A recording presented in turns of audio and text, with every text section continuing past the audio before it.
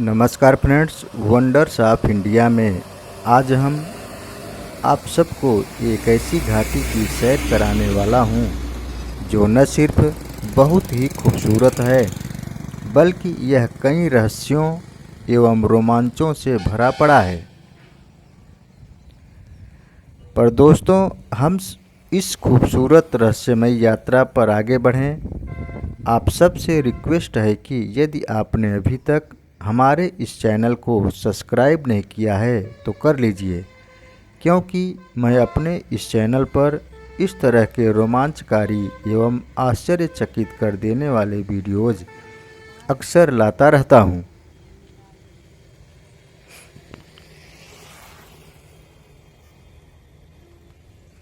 दोस्तों, अब हम इस सफ़र पर आगे बढ़ते हैं।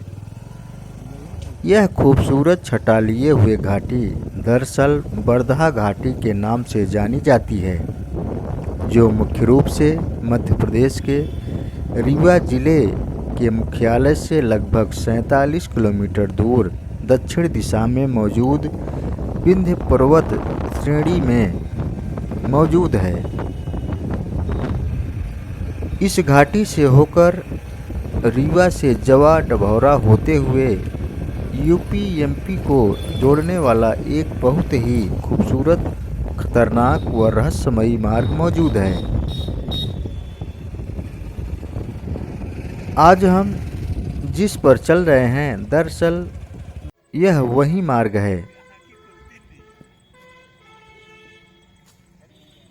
पहाड़ की इस खूबसूरत वादियों में मौजूद इस सड़क मार्ग से होकर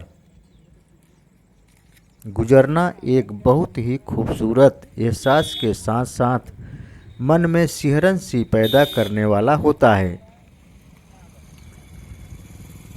जैसा कि आप इस वीडियो में देख रहे हैं, सड़क के दोनों तरफ काफ़ी हरी भरी वनस्पतियाँ मौजूद हैं और दूसरी तरफ ये टेढ़े मेढ़े मार्ग और हद से ज़्यादा टर्न लोगों की ड्राइविंग की अच्छी परीक्षा लेते हैं।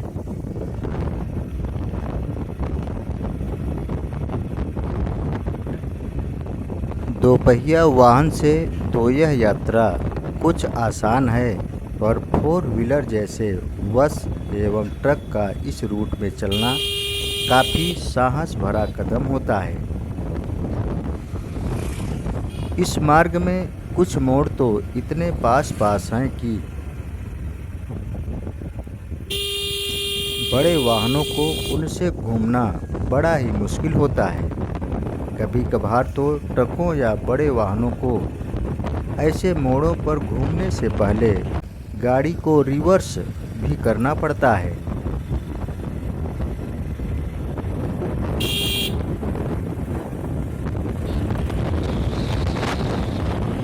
रेफ्रिजरेटर व एसी की वायु व जल नलियों की तरह घुमावदार यह सड़क मार्ग तब और भी खतरनाक व कँपाने वाला हो जाता है जब अचानक से मार्ग में कोई बाघ या तेंदुआ आ टपकता है। लोग बताते हैं कि इस घाटी में बहुत से वन्य प्राणी मौजूद हैं, जिनमें बाघ व तेंदुए भी शामिल हैं। पर मैं अभी तक भाग्यशाली हूँ कि इस खतरनाक मार्ग में मुझे अभी तक तो ऐसे किसी हिंसक प्राणी से सामना नहीं हुआ, वरना उनसे बचने के लिए मैं अपनी गाड़ी की स्पीड भी 30 किलोमीटर प्रति घंटे से ज़्यादा नहीं भगा सकता। और आप तो जानते ही हैं कि बाघ की स्पीड लगभग 50-60 किलोमीटर प्रति घंटे की होती है।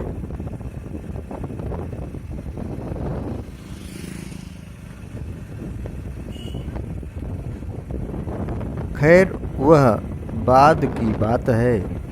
अगर ऐसा समय आता है तो फिर उस पर विचार किया जाएगा कि क्या करें क्या न करें। फिलहाल इस मार्ग से आगे बढ़ते हुए हम इसके अन्य पहलुओं की भी चर्चा कर लेते हैं।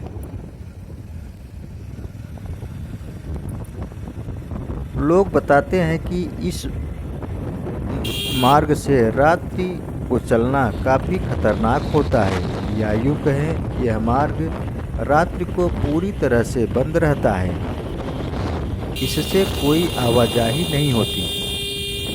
कारण यही है कि एक तो यह घाटी इतने खतरनाक मोड़ों से भरी पड़ी है, दूसरे रात्रि को हिंसक प्राणी ज़्यादा विचरण करते हैं, और तीसरी बात यह है कि यह जदुआ, हनुमान, ठोंकिया जैसे दस्त सरगनाओं की गतिविधियों का प्रमुख केंद्र बिंदु हुआ करता था, और वो अक्सर ऐसे मार्गों से चला करते थे जो उनके लिए काफ़ी सुरक्षित व पोषणीय हुआ करता था। आज ये दस्त सरगनाएँ भले ही इस धरती पर न हों, पर इस मार्ग पर उनकी दहशत आज भी कायम है। यही कारण है कि लोग इस घाटी से होकर गुजरना रात्रि को मुनासिब नहीं समझते।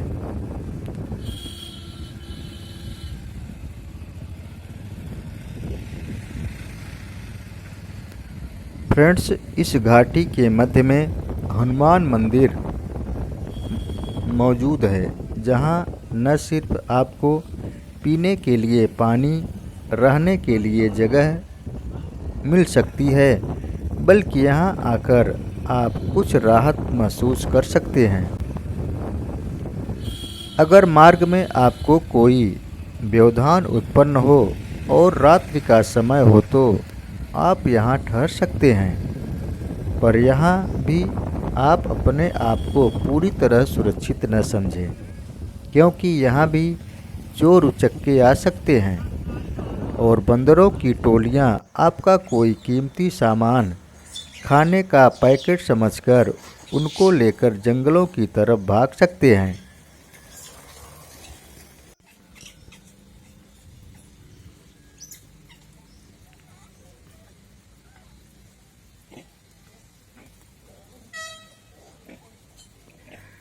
दोस्तों, मेरे वक्तव्य का मतलब आपको डराना नहीं था, बल्कि इस मार्ग की वह सच्चाई बताना था जो आपकी यात्रा को सुखमय बना सकता है। इसलिए आप जब भी ऐसे मार्गों पर चलें तो सुरक्षित ड्राइविंग करें तथा समय आदि का विशेष ध्यान दें। दोस्तों, अब मैं इस खूबसूरत व रोमांचकारी रहस्यमयी घाटी से नीचे आ चुका हूँ और ईश्वर से कामना करता हूँ कि आप जब भी इस घाटी से होकर गुजरें तो आपकी यात्रा मंगलमय हो। जय हिंद, जय भारत।